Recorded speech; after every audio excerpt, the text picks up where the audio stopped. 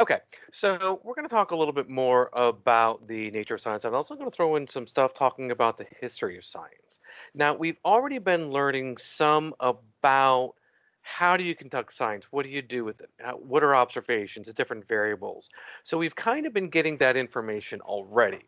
But I want to make sure that we always pay attention to the nature of science. A lot of times what happens when we're teaching science, we get so wrapped up in the content or, oh, this is the steps of the inquiry with it. We actually forget sometimes like, why are we doing some of the things that we're doing? So let's take a look at some of the different standards. And I want to make sure that we highlight just how important the nature of science standards are. So I'm going to Google and I'm going to go to CPALMS. And first one that pops up. So I'm going to look at the standards. And what I'm going to do is I scroll down to science and let's just go grade 4.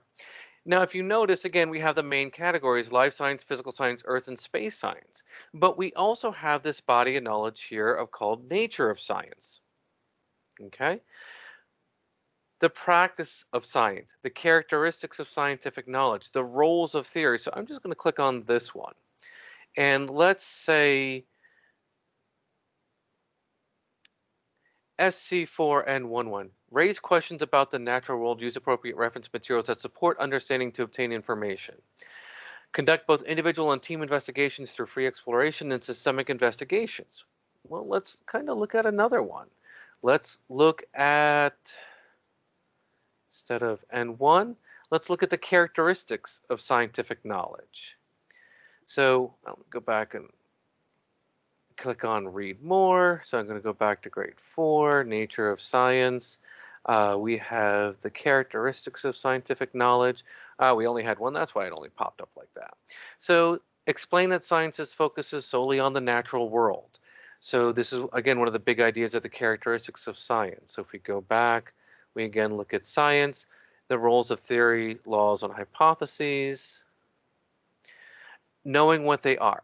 So again, what we're seeing is we're seeing a lot of different standards focusing on the nature of science as well. So I'm going to go back to the practice of science and let's look at this one.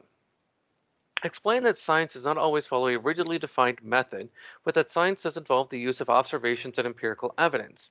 Now, what I really want to focus on when we're talking about some of these different standards is the idea that for these skill standards, we don't necessarily have one particular content that this is associated with. You know, I don't have to do this strictly with physics, or I don't have to do this with biology, or I don't have to do this with chemistry, but I can do it with any of them, but I can also do it in different ways. And so one of the ways what we want to be thinking about how we can do some of this stuff is looking at maybe modern day events, maybe looking at the history of science. Because one thing that's also important is when you look at the exam that you're going to be taking for Florida certification, remember section 2, knowledge of the nature of science. So identify and analyze attitudes and dispositions, for example, number 4. Number 6, evaluate and interpret pictorial representations, charts, tables, and graphs. Number 8, analyze the interactions of science and technology with society, including cultural, ethical, economic, political, and global factors.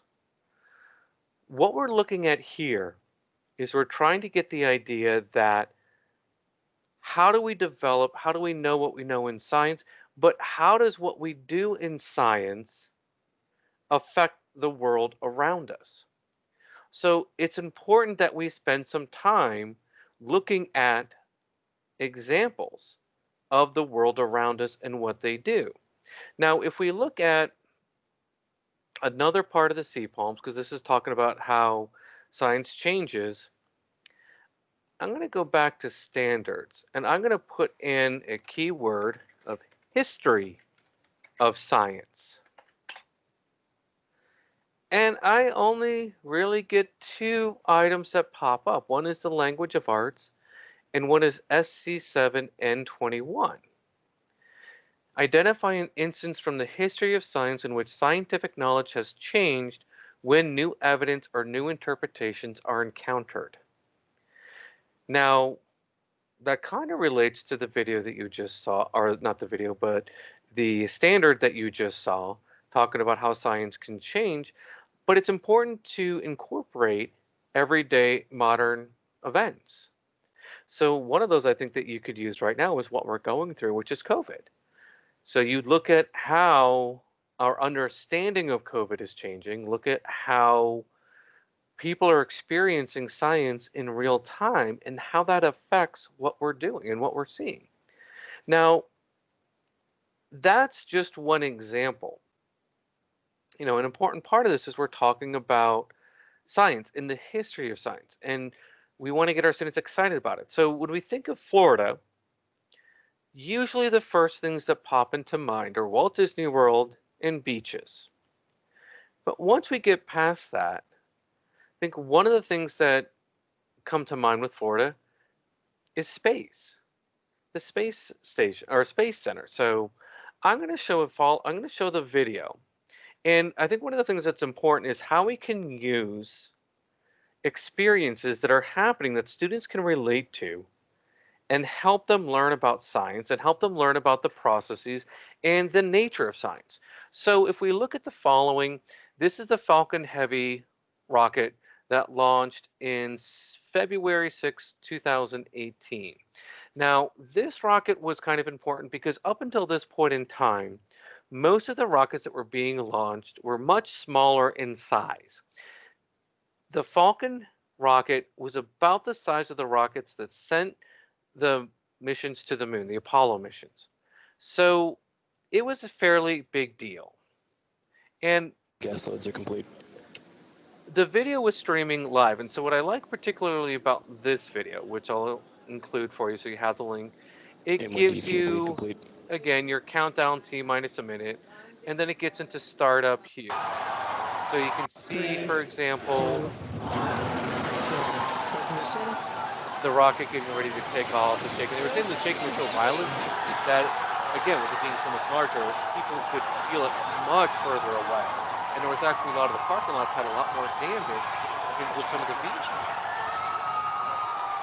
So this is another neat little aspect when you're looking at modern events. You know, how can I incorporate this into a science class? Kilometers per hour. How far is it? What's the altitude? So we're looking at some of these things that I can incorporate. So maybe I'm teaching some basic conversions. 600 kilometers per hour is how many miles per hour. So you can look at things down here. Here was liftoff, max Q. Returning pad 39A to enter toward the call out. Vehicle I move it up so this is getting up to the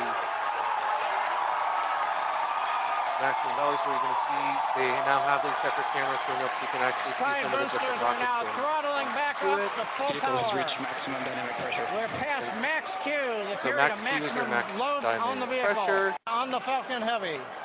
And you can go through and you can see the boosters are cut off or will be cut off soon.